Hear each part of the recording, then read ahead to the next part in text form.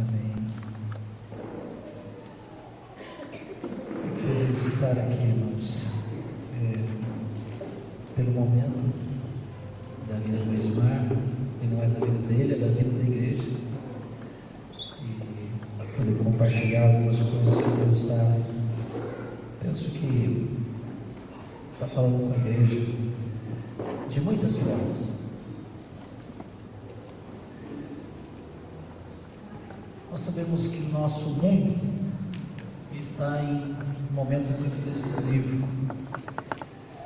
Não é, acho que é uma unanimidade entre nós que nós estamos em dias decisivos, porque estamos vendo o cumprimento de muitas profecias neste momento da igreja, da história. Concorda?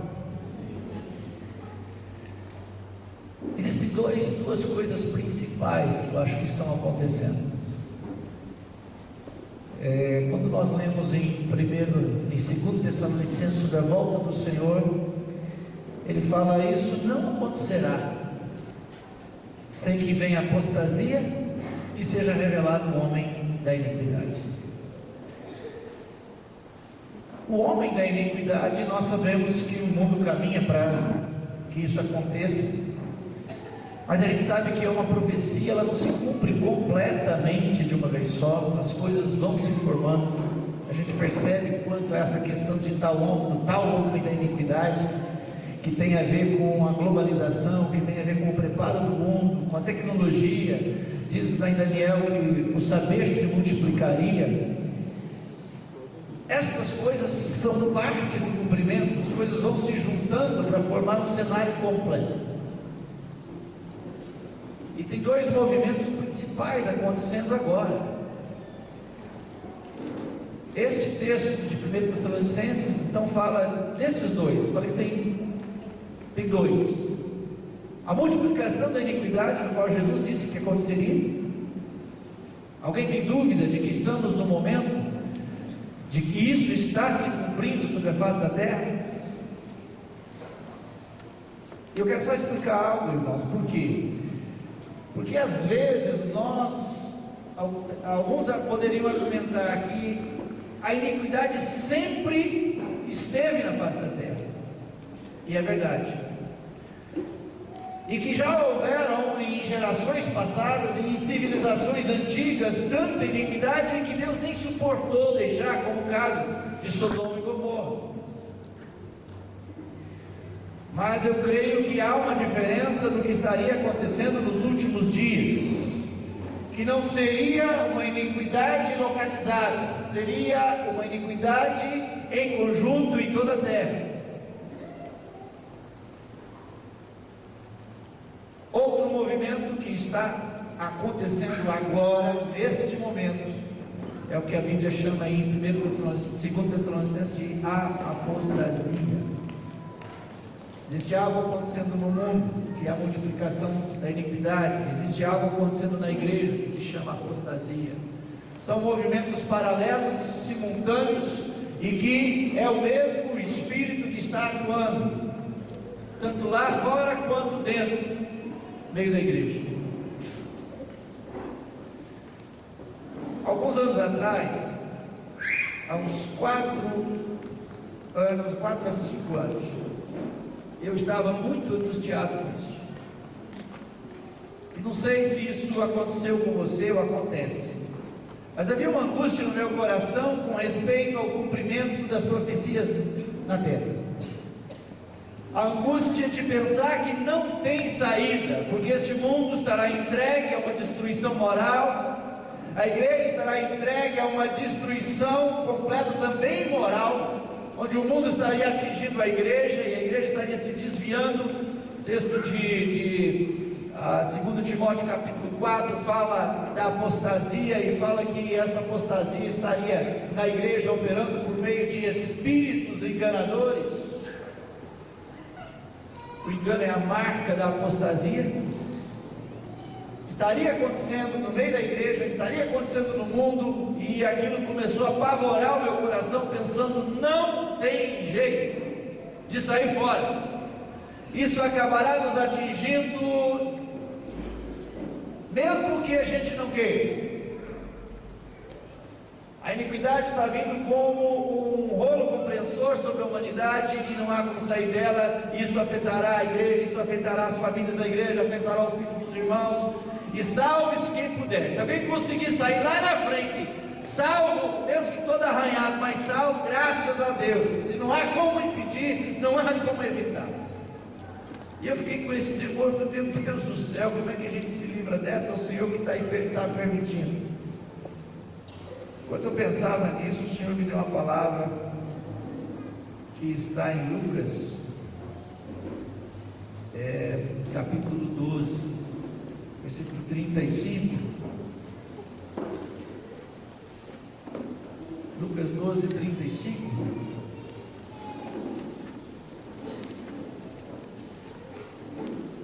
Lembra quando Jesus começa a dizer: cingido esteja o vosso corpo e acesas as vossas candeias.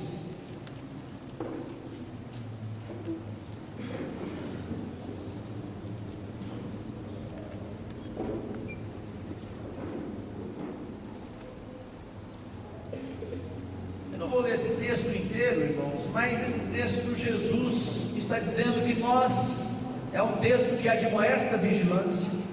Ele está dizendo que a gente tem que ser como aquele servo que atendia a porta ao seu senhor voltar das festas de casamento, para que ele estivesse atento, para que no momento que o senhor voltasse, ele abrisse a porta logo. E diz: se o pai de família soubesse que hora que viria o ladrão, vigiaria, para que não fosse arrombado a sua casa. Só que ali Jesus termina de falar isso, o apóstolo Pedro faz uma pergunta. Ele pergunta: Senhor, o Senhor está falando isso para nós ou está falando isso para todo o povo? Jesus responde a pergunta de Pedro com outra parábola, dizendo: qual é o mordomo fiel e prudente a quem o Senhor colocou seus conservos para dar-lhes o sustento a seu tempo? Bem-aventurado aquele servo quando o seu Senhor voltar, o encontre fazendo assim. Eu entendi, por essa resposta de Jesus, que ele queria aplicar a palavra não a todo o povo, mas a um mordomo fiel e prudente a quem o Senhor havia confiado os demais servos para dar-lhe sustento na hora certa. Você sabe o que é um mordomo? Especificamente ali mencionado, era servo como os outros servos, mas ele tinha uma responsabilidade diferente dos demais. Ele era responsável para dar comida, era responsável para dar sustento aos servos na hora certa. E aí Jesus pondera: se ele se tornar negligente e não ficar atento, aí o Senhor vai vir na hora e vai lançá-lo na sorte com os infiéis. Eu entendi uma coisa, irmãos, que Deus colocou a mim como presbítero na igreja, como mordomo, que tem que ser fiel e prudente e tem que dar à igreja o alimento da hora certa. Jesus, eu creio, está demonstrando duas pessoas que têm autoridade neste texto: o pai de família e os líderes da igreja. O pai de família que tem autoridade sobre a sua casa, e os líderes na igreja que têm a autoridade sobre a casa de Deus. Aos líderes da igreja,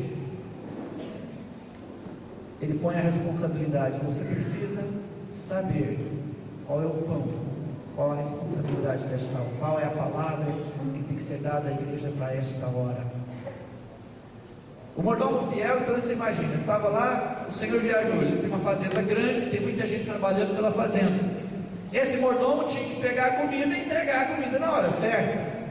Se o pessoal ficasse sem comer, ele começasse a negligenciar a sua responsabilidade, de repente o pessoal estava lá no campo trabalhando, dava a hora do almoço, não comia, começava a ficar fraco, começava a ficar impaciente e de repente começasse a ficar aborrecido, sem força para trabalhar, e ele podia perder todo o trabalho.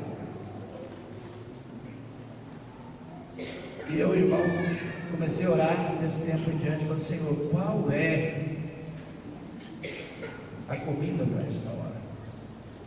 Se nós vivemos em dias decisivos, se nós vivemos em dias de cumprimento profético, nesses dias terríveis que nos esperam nesta terra, qual é tua palavra? O que nós precisamos alimentar a tua igreja, a fim de que os irmãos estejam bem, estejam prontos? Eu creio, irmãos, que Deus tem um pão para esta hora, que Deus tem uma palavra para este momento, a fim de que os filhos de Deus sejam guardados, tanto da multiplicação da iniquidade, como da apostasia que está assolando a igreja neste momento. E graças a Deus, se nós tomarmos a administração de Deus, que Deus trouxer, se nós guardarmos o que o Espírito está dizendo à igreja agora, nós não precisamos ficar desesperados, tensos e pensar assim: nós teremos que sair lá na frente arranhados, manchados por conta das coisas que deverão vir ao mundo. Do mesmo modo que quando Israel estava para sair do Egito, Deus tinha pragas que viriam sobre o Egito, e que essas pragas assolariam o Egito, mas que não eram pragas para vir sobre Israel. Eu creio que Deus tem também uma forma de nos avisar o que fazer nesta hora, para que nem nós, nem nossos filhos estejam expostos a estas pragas que estão determinadas sobre o Egito do nosso tempo, irmãos, a fim de que sejamos protegidos, sejamos guardados.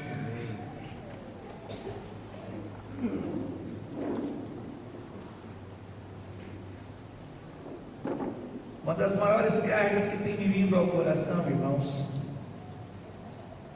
é sobre a família. Eu quero uma estação aí ao pai de família. Mas eu queria dizer o que os irmãos já têm ouvido, somente para repetir: o mundo tem estado sob o mal, como nunca. Nas últimas décadas, Ivan Baker, inclusive, quando falou, a primeira vez que eu vi Ivan Baker foi em 1993, no retiro em Salvador, e a palavra que ele deu naquele dia à igreja foi que o mundo seria marcado no final dos tempos por polarização. Lembra, usou o texto de Apocalipse que diz: continue o ímpio da sua impiedade e continue o santo a santificar-se. Ele diz: o final dos tempos será marcado, por um lado, com pessoas que quererão ser santas e completamente consagradas a Deus, e por outro lado, a multidão que não quer nada com Deus, que vai acompanhar a iniquidade. E ele cria, Ivan Baker, que uma profecia, um texto de Apocalipse até poderia ter se cumprido na década de 60, mas no final do evento da guerra dos 6 dias, que Satanás havia descido à terra, sabendo que pouco tempo lhe restava. Ai, ai da terra e dos seus habitantes, porque Satanás desceu à terra com grande fúria, sabendo que pouco tempo lhe resta. E aí o mundo seria entregue ao que a gente não conhece, que nós chamamos de multiplicação da iniquidade. Nunca na história houve uma quebra de valores tão ousada, tão atrevida. O texto de Timóteo que fala: nos últimos dias os homens seriam atrevidos, jactanciosos. É de apavorar a maneira que os homens estão se tornando atrevidos para manifestar o pecado, para manifestar a iniquidade. Outro dia eu lia um artigo que falava sobre a ditadura do relativismo, que é justamente uma das vertentes filosóficas mais fortes para destruir qualquer valor que queira se manter como absoluto. E a ditadura do relativismo é o conhecimento antigo, que talvez mais influenciado por Freud no século XX, que diz que não existe pecado, que não existe errado e que os valores nada mais são do que a sedimentação dos ensinamentos culturais de determinada civilização, mas que não existe certo e que nem existe errado. A depender da cultura, isso se tornará completamente relativo. E uma das culturas que mais impõe o certo e errado são culturas religiosas. O cristianismo então estaria no topo disso aí. Então eles tentam desbancar qualquer conceito de certo e de errado. Mas isso não é novo, isso veio lá do início, do final do século XIX, principalmente no século XX, e foi atingindo as gerações, foi atingindo as escolas, as universidades. Só que a aplicação disso neste momento é muito mais dura, muito mais dolorosa. Sabe por quê? Porque não apenas estão dizendo, não apenas a ditadura do relativismo não vem agora dizer apenas de que não pode, que o certo e errado é da sua cabeça, mas você se posicionar falando que existe certo, que existe errado, você é um intolerante. Você é um intolerante. Você será visto como intolerante e daqui uns dias ser intolerante, então nesses termos você vai ser criminalizado por isso. No final se pretende estabelecer o errado por certo e o certo como errado. Não é só dizer que é relativo, é dizer que é um grande absurdo se posicionar de maneira absoluta nos termos morais. Isso tem o seu efeito direto na nossa família, porque Satanás pretende destruir sobretudo a família, porque se destruir a família, ele destrói todos os outros valores com muito maior facilidade. Por isso eu queria falar um pouquinho sobre família, irmãos.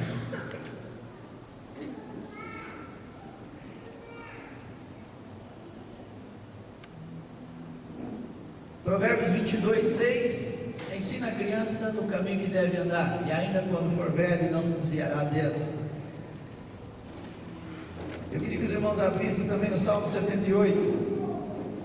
Esse eu quero que vocês abram, gente. Vou precisar de uma Bíblia aqui para mim. Essa letra grande vai ajudar mais aqui.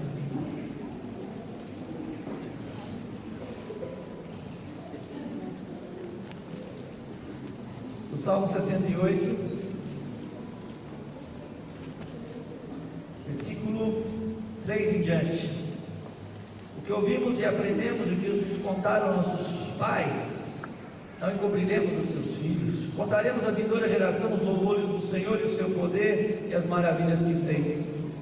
Ele estabeleceu um testemunho em Jacó e instituiu uma lei em Israel, e ordenou a nossos pais que os transmitissem a seus filhos, a fim de que a nova geração os conhecesse, filhos que ainda hão de nascer se levantassem, e por sua vez os referissem a seus descendentes, para que pusessem em Deus a sua confiança, não esquecessem dos feitos de Deus, mas que observassem os mandamentos, e que não fossem como os nossos pais, geração obstinada e rebelde, geração de coração inconstante, cujo espírito não foi fiel a Deus. A gente sabe, por exemplo, que Deus, ele chamou Abraão, lá no capítulo 18 de Gênesis diz isso, que ele chamou Abraão pela confiança que ele teve de que Abraão ensinaria os seus filhos, e ensinaria os filhos a ensinar os seus filhos a amá-lo. Deus queria um povo grande, numeroso, poderia ter chamado uma moça jovem, um rapaz jovem, mas Deus não tinha pressa. Ele tinha um princípio muito mais importante. Ele queria ter a segurança de que geraria este povo fosse um homem fiel a comunicar à próxima geração os seus preceitos e os seus caminhos. Um dos textos mais importantes que a gente conhece está em Deuteronômio capítulo 6.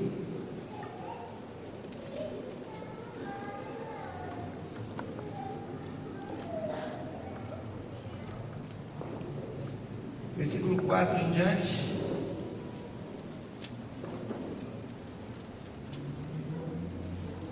Quando nós falamos sobre família, nós usamos muito o Velho Testamento, não é verdade? E eu não sei se na cabeça de alguns existe algum questionamento sobre isso, porque nós temos tanta ênfase no Novo Testamento, mas quando vamos falar de família, geralmente a gente utiliza muito o Velho Testamento. E um dos poucos textos do Novo Testamento que usamos é Efésios capítulo 6, no versículo 4, que fala que os pais devem criar os filhos na disciplina e admoestação do Senhor. Queria dar uma explicação rápida sobre isso, para que, se alguém tem dúvida, ela se fosse. Bom? A gente sabe que a expressão na disciplina e admoestação do Senhor nos é dado dentro de Efésios como um título que parece ser um corpo doutrinário de conhecimento da igreja. Então Paulo está falando, é como se ele estivesse falando assim: se lembre da disciplina e admoestação do Senhor que vocês devem manter os seus filhos. E obviamente que estes conceitos sobre família eram os utilizados no Velho Testamento. Existe uma razão simples para a gente entender que as coisas que a gente não utiliza no Novo Testamento do Velho são aquelas coisas que aplicamos na vida da igreja e são sombras daquilo que deviam se cumprir em Cristo Jesus. A realidade é Cristo e a igreja. Por isso, a visão do sacerdócio do Velho Testamento não pode ser utilizada dentro da igreja. Por quê? Porque agora todos são sacerdotes. Aquilo era sombra, agora nós temos a realidade. O templo, vamos agora construir templos? Não. Nós entendemos que o templo tinha um símbolo, era uma figura, e agora nós entendemos que a igreja é o templo, que o nosso corpo é o templo do Espírito Santo. Enfim, existem muitas outras coisas que nós poderíamos citar. Só que a questão de família não foi uma coisa que se terminou no Velho Testamento. A família, inclusive, é antes da lei, é antes de Abraão, é antes de tudo. A família foi a primeira instituição de Deus ali em Gênesis, capítulo 1, 2, 3, então Deus estabeleceu a família. Então a família não é uma sombra de que agora o Cristo veio e agora deixou de ser. Não, nós continuamos nos casando, nós continuamos a ter filhos, não é assim? E os princípios que funcionaram lá, funcionarão aqui, porque a família continua do mesmo jeito. Então nós devemos sim buscar no Velho Testamento o que diz sobre família, porque os conceitos de Deus sobre a família não mudaram e continuam funcionando, amém? Continuam funcionando. Só uma explicação que pode ser importante. Se, eu também estou falando isso porque eu quero utilizar esse texto hoje, pedir a Deus aqui, que Deus nos faça cair o coração que está escrito aqui. Amém. Porque tem vamos dizer, uma aplicação extremamente necessária para o momento que estamos vivendo como igreja na terra nesta hora. Amém. Capítulo 6, versículo 4. Ouve, Israel, o Senhor nosso Deus é o único Senhor. Você sabe também que Jesus, ao ser questionado, ser perguntado por um estudioso lá, qual era o grande mandamento da lei, você sabe o que ele respondeu? Ele respondeu Deuteronômio 6. Não é que ele respondeu amarás a Deus, ele respondeu Deuteronômio 6, exatamente nos termos que está escrito aqui. Por quê? Porque era uma citação de cor que todo judeu sabia fazer desde pequeno. Era a declaração mais memorizada dos judeus. Eles se levantavam e declaravam: ouve, ó Israel, o Senhor nosso Deus é o único Senhor. Amarás, pois, o Senhor teu Deus de todo o teu coração, de toda a tua alma, de toda a tua força. Perceba que Deus, a ordem de Deus não é me obedeça. A ordem de Deus é me ame. Deus não nos manda obedecer, Deus quer que o amemos. Essas palavras que hoje te ordeno estarão no teu coração. Presta atenção, pai. e depois mãe. Vou dizer nessa ordem: pai e depois mãe. A ordem de Deus não é para você fazer algo com o teu filho. A ordem de Deus é para você amar a Deus de todo o seu coração, de toda a tua alma, de toda a tua força. Isso feito, hoje nós precisamos nos nossos lares, para enfrentar esse momento que vamos enfrentar, que já estamos enfrentando, de um pai que ama a Deus de todo o coração, de uma mãe que ama a Deus de todo o coração, alma e força. Depois disso, tem outra ordem: tu as inculcarás a teus filhos, e delas falarás assentado em tua casa, andando pelo caminho, e ao deitar-te, e ao levantar-te, e também atarás como sinal na tua mão, serão por frontal entre os teus olhos, e escreverás nos umbrais da tua casa e nas tuas portas. Irmãos,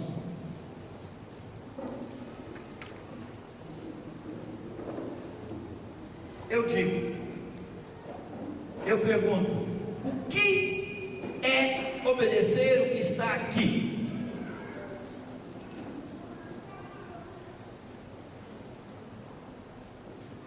O que será? Deus está falando: a única coisa que eu quero é que você me ame. Sabe o que eu quero dos teus filhos? Você ensina os teus filhos a me amar. Amém. É isso. Amém. É isso. Vou repetir.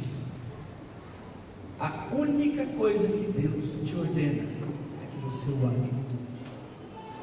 O que é para fazer com os filhos? A única coisa que te é ordenado a fazer com os teus filhos é transmitir que eles também amem a Deus de todo o coração, alma, força e entendimento. Amém. Você sabe uma coisa, irmãos?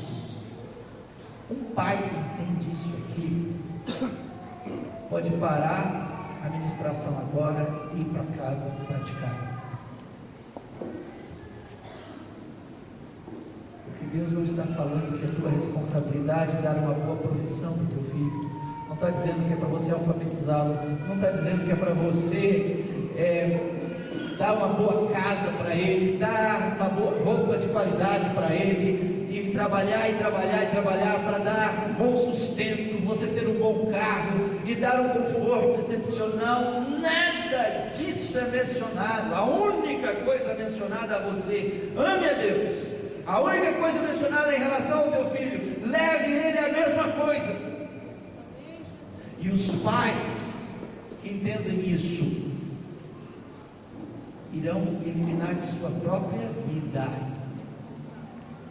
e da vida dos seus filhos qualquer coisa que apresentar isso a este amor a Deus. Impiedosamente, implacavelmente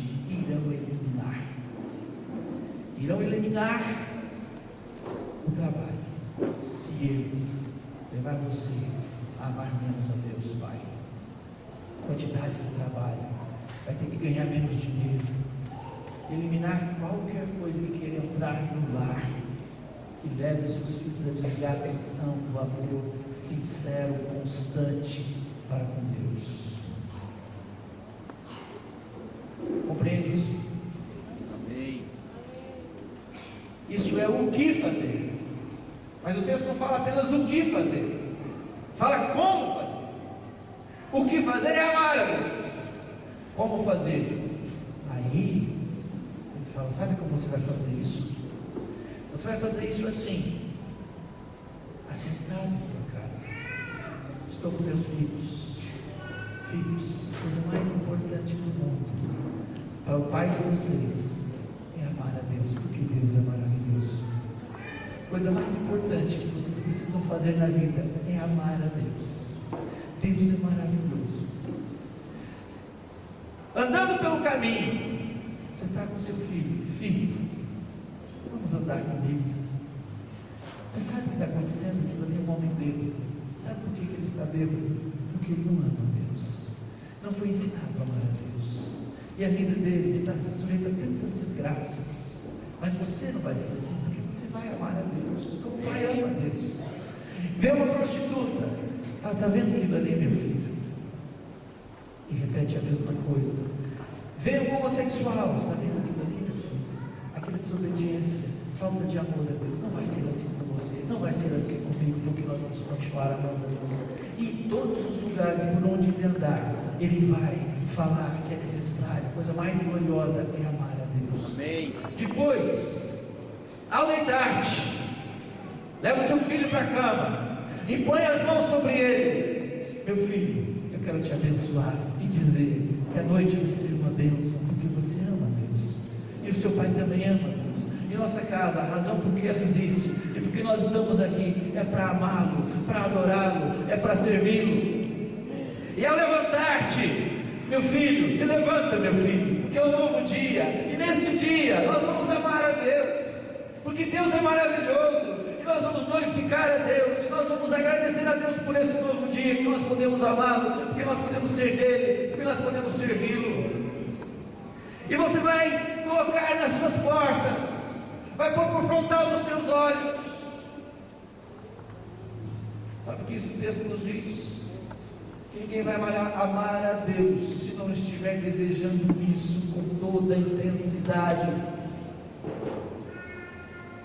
O espírito deste mundo é contrário a Deus, o príncipe deste mundo é contrário a Deus, e todas as suas forças quererão levar a mim e a você a amar o mundo e o que há no mundo. O apóstolo diz: não ameis o mundo e nem no que o mundo há. Tudo está feito para ganhar nossa atenção, para ganhar nosso coração e dos filhos. E se nós vamos despertarmos com a intensidade que está escrito aqui, não pense que daqui a alguns anos os seus filhos amarão a Deus, porque nem mesmo você amará a Deus. Lembre-se que nós vivemos em dias de apostasia. E eu te digo uma coisa, meu irmão: o risco de perder a fé é maior na velhice do que na juventude. É verdade. Deus teve que me fazer tomar uma experiência renovada com a cruz de Cristo há 5 anos atrás, para amar, para me dispor, uma disposição renovada para sofrer pelo nome de Cristo, que estava se esvaindo do meu coração, porque comecei a amar esta terra.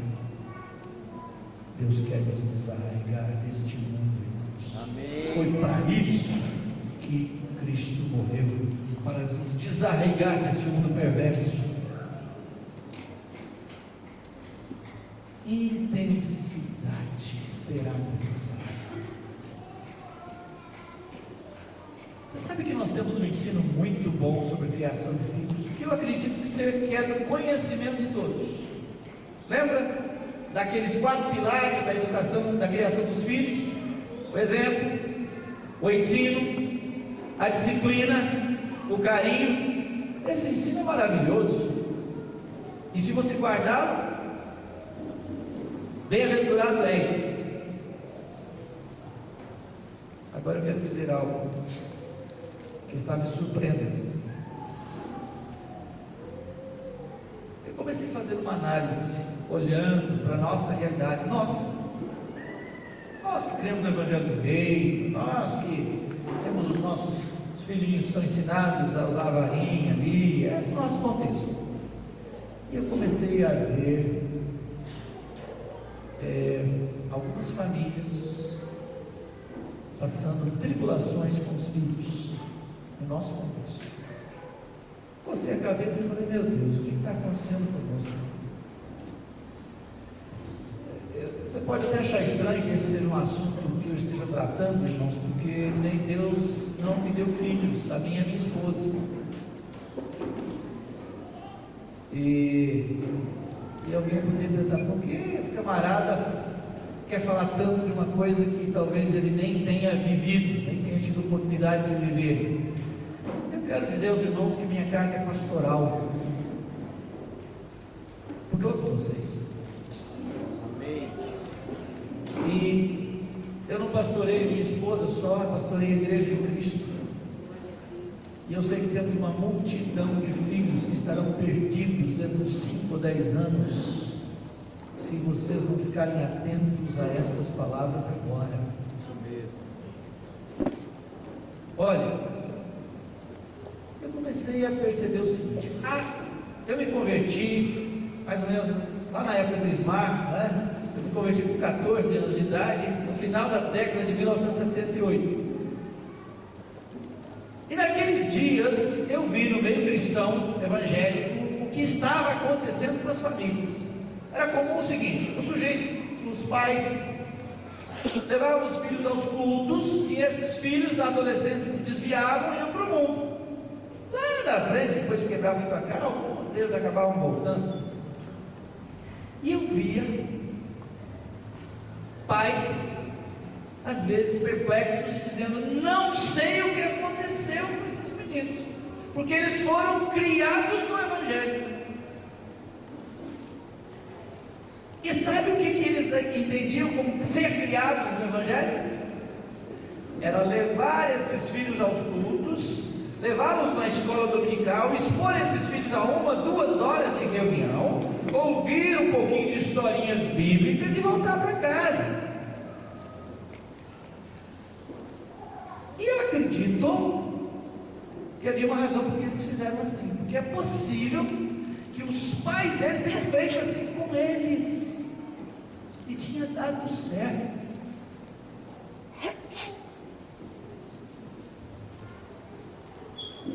Por que não deu certo agora? Sabe por quê? Porque cada geração tem uma demanda de mundo. Eles pensaram que aquilo que eles haviam tido na geração anterior, na demanda do mundo que eles viveram, seria suficiente. Então eles falaram: vamos fazer do mesmo jeito, vai dar certo. Não deu certo. E nós estamos enfrentando agora o mesmo fenômeno entre nós, meus irmãos. O fenômeno de que alguns dos nossos filhos estão chegando à adolescência frios, desinteressados no reino de Deus. E eu olho para os 4 pilares da criação de filhos e falo: mas eu estou tentando fazer do jeitinho que me foi ensinado e não está funcionando. Eu acho que nós precisamos abrir os olhos para a demanda de mundo que está ao nosso redor, olharmos para o que está escrito em Deuteronômio capítulo 6 e ver que tipo de intensidade será necessária para proteger a nossa casa da nossa demanda. Porque senão, se formos tolos e ingênuos, é só uma questão de tempo.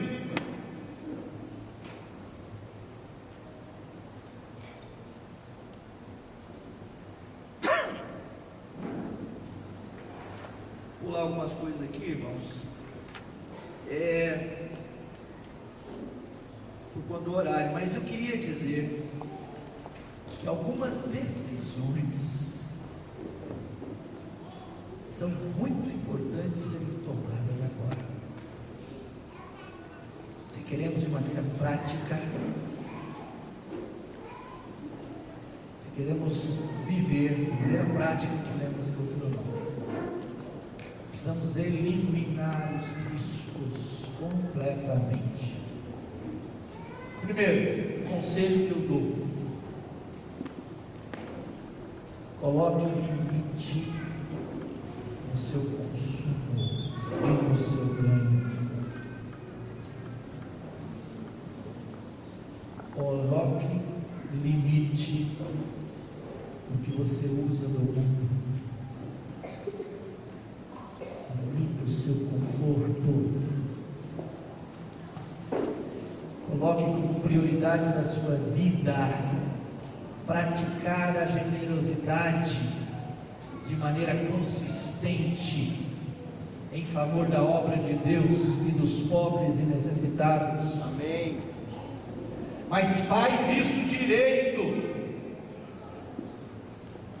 Hoje, o clamor pela qualidade de vida é uma das conversas mais acolhidas por esta geração.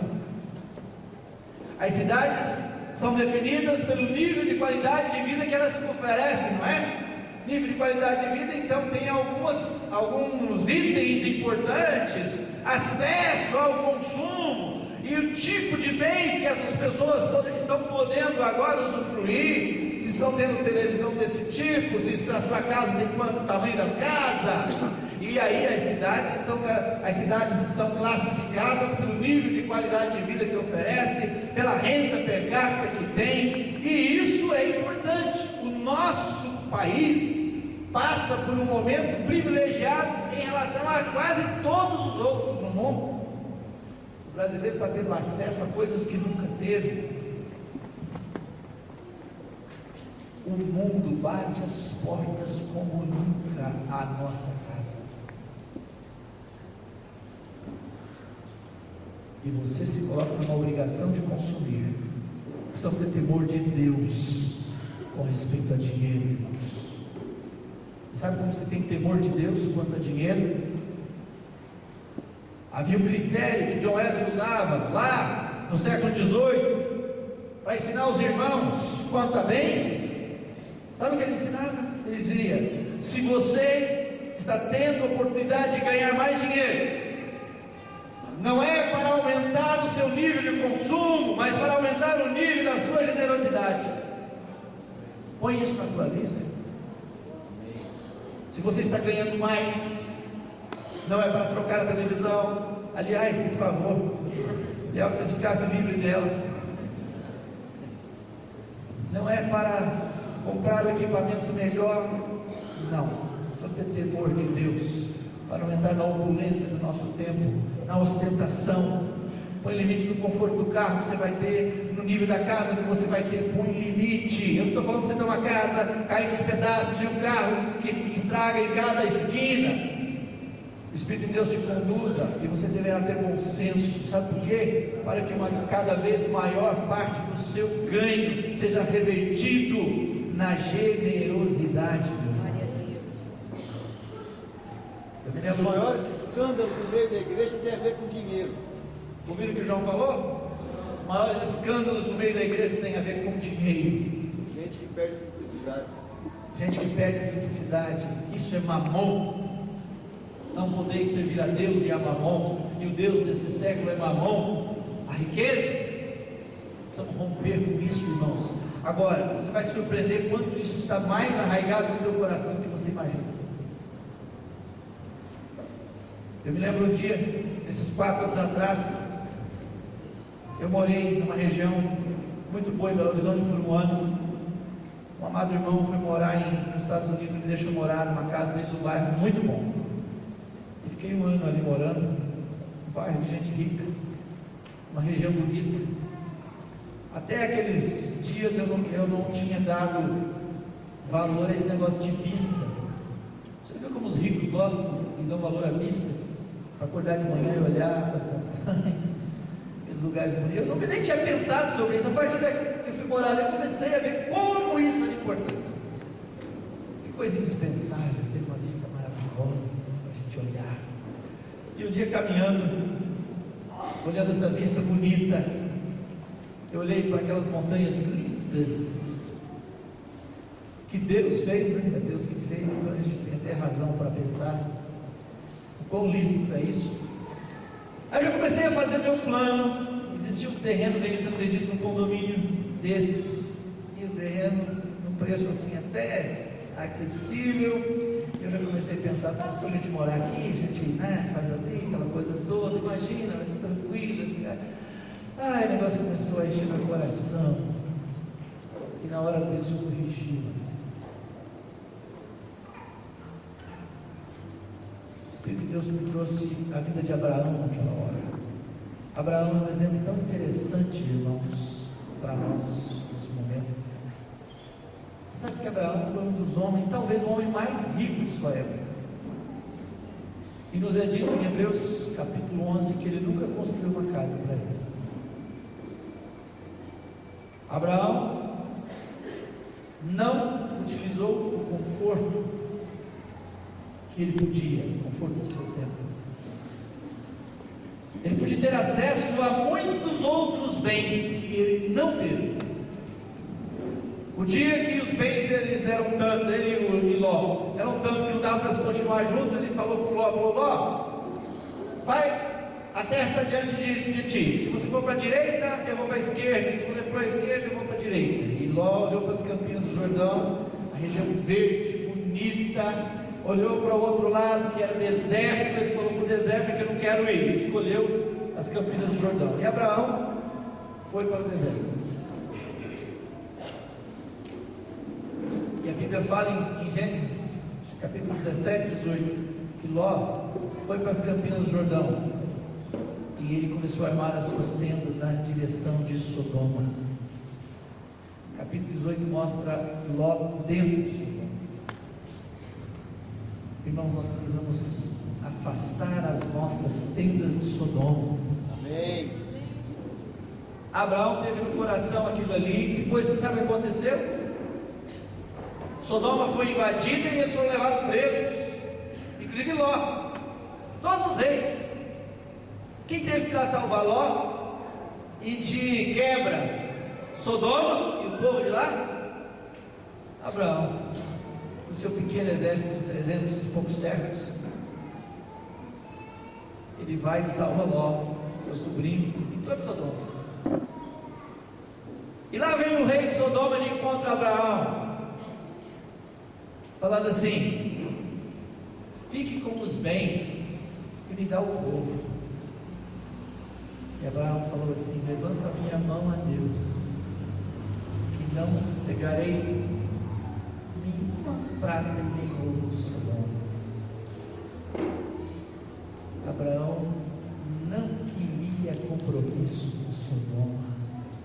Abraão foi um homem que não foi rebelde aos governos de sua época, mas que teve uma mínima relação com eles, com o sistema do mundo de sua época. Não estabeleceu córregas que prendesse o mundo da sua época. Era um homem que habitou em tendas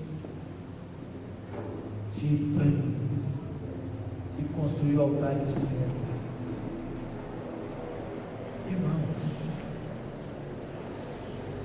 isso tem que cair no nosso coração, porque Abraão, eu acho que Ló devia ter visto isso naquele dia, mas peraí, eu vim para uma cidade, estou aqui morando numa cidade cercada, e vem os reis e nos levam prisioneiros, e Abraão está lá no deserto, porque Abraão podia construir fortaleza para ele, eu creio que sim. Ele não fez, sabe por quê?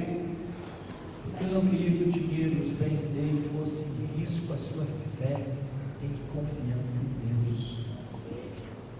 E isso tem que estar no nosso coração agora. Foi nesse dia que eu pedi perdão a Deus, falei: Senhor, me perdoa, e eu quero de novo fazer um compromisso com a tua cruz. Eu quero de novo renovar o meu compromisso com a tua cruz. Eu quero que a minha disposição de servir o Senhor a partir daqui seja melhor do que foi até agora. Por ti até aqui não seja nada diante do que eu quero fazer a partir daqui. Eu quero que o Senhor renove dentro de mim a disposição pelo sofrimento, pela renúncia. Precisamos fazer esse tipo de decisão, irmãos, para cortar as nossas cordas do mundo. Isso é ser peregrino. Isso é ser peregrino. Então, põe limite com o Deus desse momento. Faraó, naqueles dias, quando o povo estava prestes a sair do Egito, quis enchê-los de trabalhos. E sabe por quê? Porque eles queriam que o povo não tivesse tempo para pensar em Deus. O faraó do nosso tempo faz a mesma coisa, impõe sobre você trabalhos. Você precisa ganhar, você precisa estudar, você precisa se aperfeiçoar. Por quê? Porque a competição está muito grande, para você não ter tempo de pensar no que Deus está falando com a igreja e com você. É preciso romper com o faraó, amém? Amém. Outra coisa que eu quero dar como conselho, irmãos: põe critério extremamente rigoroso com entretenimento. Vou repetir: critério extremamente rigoroso com entretenimento. O entretenimento é um Deus que acompanha o mundo. A indústria do entretenimento, ela é terrível. Outro dia, quando eu meditava num texto de Colossenses de manhã, a expressão viver de modo digno do Senhor para o seu inteiro agrado. E eu perguntava: o que é, Senhor? Viver de modo digno do Senhor para o teu inteiro agrado. E a única expressão que mais se conformou a isso foi de peregrino. Peregrino é aquele que não tem laços com esta terra. Lá em Hebreus capítulo 11 você vai ver isso, se quiser, versículo 16 principalmente. E na hora me veio um canto ao coração antigo, que os irmãos talvez antigos conheçam: da linda pátria estou muito longe, triste estou, eu tenho de Jesus saudades, quando será que eu vou? Passarinhos, belas flores querem me cantar, ó vãos terrestres esplendores, não quero aqui ficar. E eu peguei o violão e comecei a cantar esse canto. Aí minha esposa veio lá no quarto, cantamos juntos. E eu comecei a pensar que esse o irmão que fez esse cântico lá no século XVIII, XIX, ele não tinha uma indústria de entretenimento à sua volta, ele não tinha Disney, ele não tinha os pacotes de viagem que nos são oferecidos, ele não tinha as alternativas de parques, de restaurantes, de tantas coisas interessantes que nós temos hoje para nos distrair e para descansarmos. E ele tinha a natureza na sua beleza que Deus fez, porque o cântico diz assim: passarinhos, belas flores querem me cantar. Talvez as coisas mais lícitas que teria dessa terra para a gente admirar. Mas este homem estava com saudade de Cristo. Ele dizia: nem isso eu quero que chame minha atenção. Eu tenho saudade do céu. Eu quero ver. E eu aguardo. Irmão, para não romper com o entretenimento. Sabe por quê? Porque uma das maiores pragas da nossa época, entretenimento em todas as suas formas. Um dia eu falei com um irmão rico, sabe o que eu disse a ele? Irmão, você corre muito risco, você corre mais risco que os demais irmãos. Sabe por quê? Porque você tem o acesso ao consumo. E você, qualquer estresse que você tem, você pensa: eu vou fazer uma viagem. Aí você pode viajar para onde você quiser. Já os irmãos pobres, por não terem esse acesso, não têm dinheiro, o programa para eles é ir no encontro da igreja, é ir na praça na sexta-feira, que a igreja está lá na praça junto, então é o programa. Agora você corre risco demais, porque você tem acesso a um monte de outras coisas que podem te distrair. Irmãos, a palavra de Deus diz: vede prudentemente como andais, não como necios e sim como sábios, remindo o tempo, porque os dias são maus. Por essa razão não vos torneis insensatos, mas procurai compreender qual é a vontade do Senhor. Não vos embriagueis com vinho no qual há dissolução, mas enchei-vos do Espírito.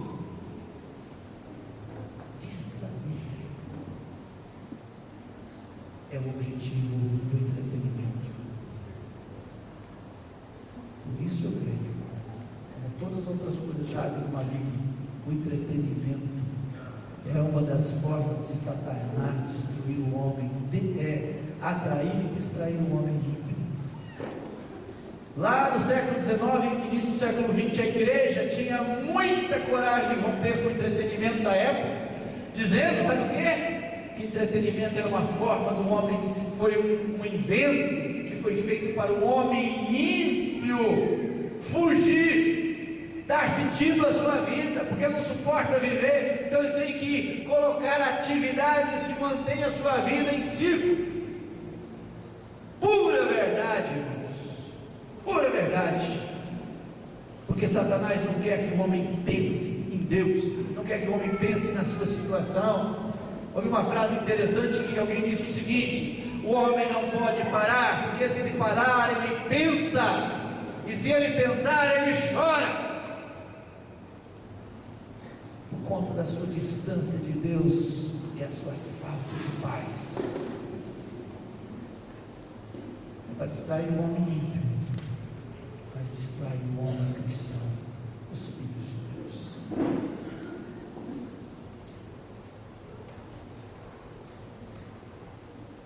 O texto de Romanos 12, versículo 15, por aí, que diz: no zelo não sejais remisso, sede fervorosos de espírito, servindo ao Senhor com medo. Olha, gente,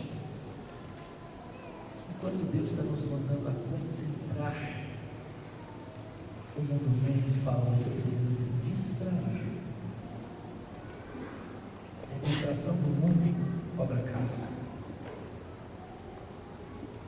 Então você precisa de entretenimento, seja a viagem, os filmes. Os filmes, você sabe, olha, o tempo acabou, né? Não vou dizer a vocês. Esse negócio da gente ir ao mundo para tentar aproveitar alguma coisa para nos distrair, nos desestressar. Sabe o que isso mostra? Mostra falta de Deus, falta de consolo de Deus. Você sabe que a única coisa lícita e santa que pode acalentar e consolar a alma humana é o Espírito Santo Consolador, sua presença. Se nós precisamos ir ao mundo para comprar um pouco do seu descanso, do seu entretenimento, mostra o quanto nossa alma está pobre de Deus. E sabe qual é o resultado disso? Não nos dá nem plena satisfação no mundo e nem plena satisfação em Deus. A saída para o povo de Deus neste momento de trevas que andam sobre o mundo é que sejam cheios do Espírito Santo. Essa é a única saída, a única. Se você empreender o seu tempo no entretenimento, não haverá tempo para você se encher do Espírito Santo. Deus não enche do Espírito gente distraída. Guarda isso. E eu tenho visto muitas pessoas às vezes querendo achar no mundo esse negócio de filmes, por exemplo. Imagina o que é um irmão tentando ir numa locadora achar um bom filme para ele ver no final de semana. Me perdoe, irmãos, o que eu vou dizer, mas é mais ou menos o que me vem à cabeça é a seguinte figura. Não sei se você já viu, provavelmente já, numa loja de frutas e verduras, uma lixeira, um tambor grande que às vezes fica ali fora, onde eles estão ali pegando as frutas podres e que estão se estragando e jogando ali fora para limpar as bancas onde estão as outras frutas.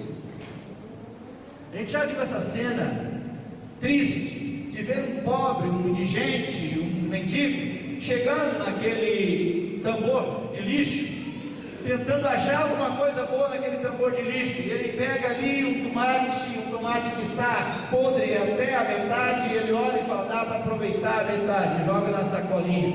Depois olha uma banana que está até a metade podre, se eu cortar aqui, acho que dá, e coloca na sacola. Uma pera, uma maçã, e ele vai colocando, e ele vai chegar em casa tentando cortar a parte boa para poder alimentar. Eu pergunto: você faz isso quando você vai ao supermercado? Não. Deus tem te dado condição, e você vai lá dentro, você olha a banca das frutas boas que não estão podres, e dentre essas você escolhe ainda as melhores, não é assim? E leva para sua casa só o que é bom. Você sabe que eu vejo quando nós vamos às locadoras, ou vamos ao mundo ainda tentando pegar alguma coisa que vem nos distrair, é uma tentativa de fazer isso, deixa eu ver esse filme. Aqui não tem cena de sexo. A banana aqui, dá para cortar. Aqui, aí você leva para casa. Dentro daquele trabalho ainda tem que passar uma cena ou outra, né? Tem alguns que fazem isso ali. Mas eventualmente você morde um pedaço da maçã podre. Não tem jeito. Isso é penoso. O povo de Deus está dizendo: não, Deus não é suficiente. Eu preciso ir ao mundo para buscar um pouco de descanso, de prazer e de entretenimento. Por favor, vamos romper com o entretenimento e com tantas outras coisas que estão pela mídia, pela televisão, isso tudo você já sabe, pelas revistas, pelas músicas. Como eu disse, precisamos eliminar. E hoje eu colocaria como item mais importante, talvez, que é o instrumento do mundo, que nós precisamos ter coragem de romper com a escola. A escola é, hoje, sem dúvida alguma, a forma do mundo atingir os teus filhos de maneira impiedosa, de maneira ímpia e impiedosa. Os currículos escolares, a forma, enfim, tudo é feito para levar os filhos, levar o seu filho a estar sob influência do mundo, todos os valores sendo quebrados ali. Por isso eu tenho me aliado a muitos pais que estão tendo coragem de romper com a escola para, eu digo o seguinte, né, que os pais que são reféns da escola, existem algumas coisas sobre a escola muito ruins. Nós parece que nascemos já pensando que escola é uma necessidade, e que os filhos precisam ir para a escola, tão normal que já pergunto para você, quando tem uma criancinha de 2, 3 anos, ele já está na escola, é líquido e certo, é uma loucura se você não for mandar seu filho para a escola, porque enfim, até a lei acaba obrigando os pais a fazerem isso. Mas eu creio, irmãos, que nós precisamos abrir os olhos e deixar de serem reféns da escola.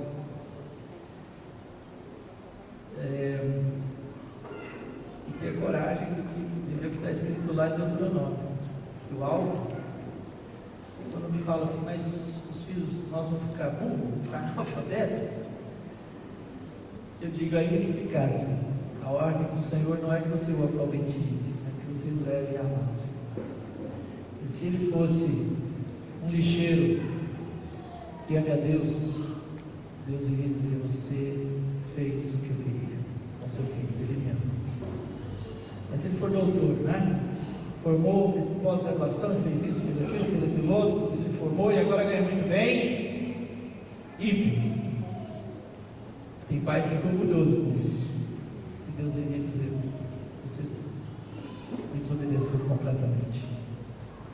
Mas a bênção é que os filhos não precisam ser burros e nem analfabetos ficar em casa. Existem formas muito eficazes, né, de se conduzir os filhos em casa mesmo, de ensiná-los, alfabetizá-los, e o aproveitamento inclusive é muito melhor. Por isso eu tenho estado perto dos irmãos, tentado ajudar muitos daqueles que pretendem ficar com seus filhos em casa. Amém? Amém. Para aqui, né, João? Ontem eu só falei com o William uma coisa sobre essa questão de educação domiciliar, que é um movimento que está crescendo no Brasil. Tem pais que ficam com muito medo, né, da família, com medo de um monte de coisa. Eu acho que os pais precisam, independente se tivesse lei ou não tivesse lei, que obriga ou que não obriga com os filhos na escola, se o pai entende o Deuteronômio, ele vai romper com o mundo em qualquer elemento. Ter coragem. Outra coisa que eu digo é que faz parte de sua esposa ficar em casa, cuidando dos filhos, porque senão não tem como praticar, não é? Mas a educação domiciliar, penso, está prestes a ser regulamentada no Brasil. Nós estamos em contato com o deputado federal, que tem nos aberto colocou um projeto de lei novo que tramita no Congresso, e nós estamos em contato com ele, e se Deus quiser estaremos numa audiência do ministro da Educação, com o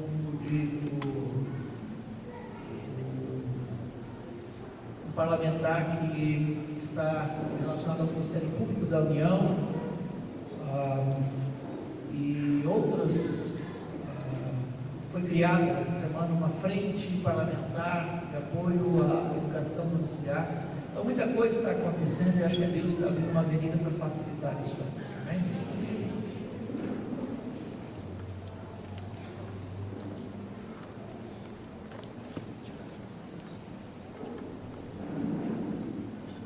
Depois de ouvir tudo isso, creio que nós precisamos curvar nossa cabeça, nosso coração diante de Deus, e clamar que o Senhor tenha misericórdia de nós. Houve um tempo, e nós fizemos isso também alguns anos atrás, que eu estava lembrando dos nossos pais, dos pais dos nossos pais, e aquilo que foi suficiente para eles e para nós no tempo. Durante um tempo também nós acreditamos que criar filhos obedientes era o suficiente. Filhos que obedecessem a primeira vez que você falasse. Isso continua sendo útil, sim, mas não é suficiente mais. Diante desse texto do Deuteronômio, o desafio para nós pais é muito maior do que criar filhos obedientes. Ó Deus, transforma-nos, Senhor. Convence-nos, por meio do Teu Espírito Santo, da necessidade urgente de sermos homens e mulheres que Te amam em todo tempo, em todo lugar, e principalmente, Senhor, dentro de nossas casas, diante de nossos filhos. Convence-nos, Espírito Santo, da necessidade de ensinar o amor do Senhor aos nossos filhos. Ajuda-nos, Senhor. Ajuda-nos.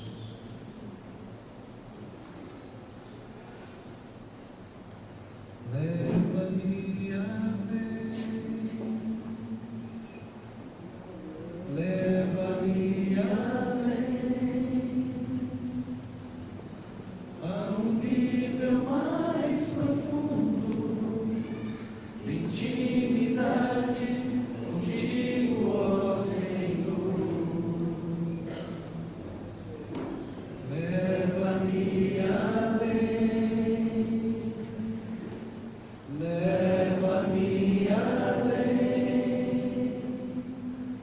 que a minha vida flua mais da tua unção, mais do teu poder. Faz isso, Senhor.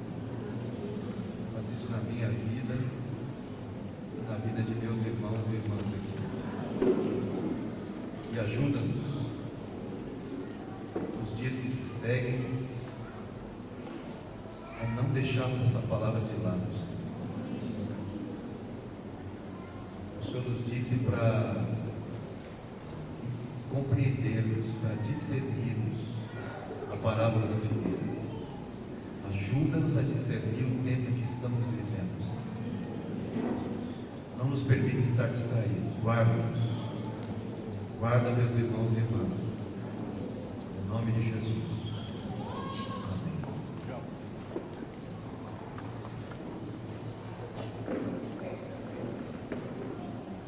Irmãos, eu esqueci de dizer algo importante quando falava sobre rompermos com o mundo, e até falei sobre romper com a escola. Outros itens que acabamos não tendo para falar, mas tem uma coisa dentro disso que às vezes confunde alguns irmãos. Eu já vi pais sinceros falando comigo assim: não, mas eu não quero, não podemos criar os nossos filhos dentro de uma redoma, eles precisam ser preparados para enfrentar o mundo. Então, e aí tem textos que são citados, quando Jesus disse: ora, e não os tires do mundo, mas que o guarde do mal.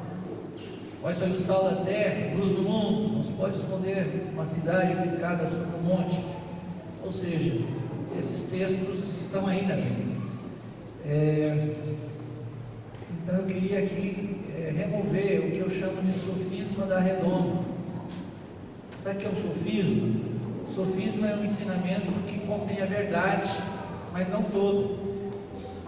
Por exemplo, quando Jesus falou: rogo que os tires do mundo, mas que não os tires do mundo, mas que o guardes do mal, ele estava dizendo que os discípulos deveriam ir para todos os lugares do mundo e passar por todas as circunstâncias do mundo, ou não seguramente que ele disse: vocês são como ovelhas no meio de lobos, que vocês devem ter simples como a pomba e prudentes como a serpente.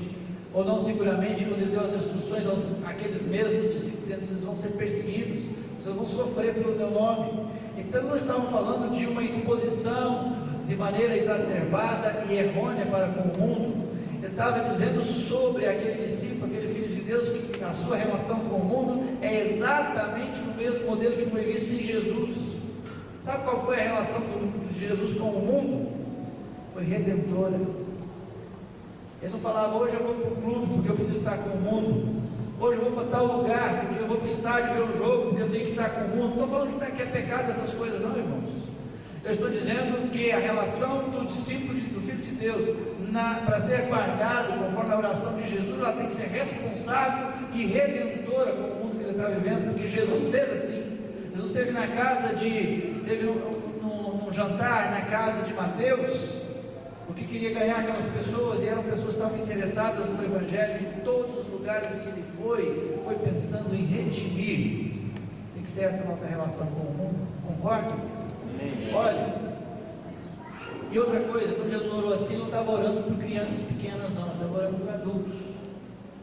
Quando ele falou do Sermão do Monte, ele estava falando aos adultos. Pense nisso. Quando Deus quis o povo santo, que foi Israel, o que ele fez?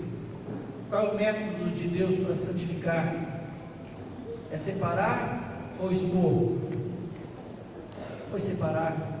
Ele falou: quando vocês entrarem em Canaã, vocês destruam sem piedade tudo que vocês virem pela frente.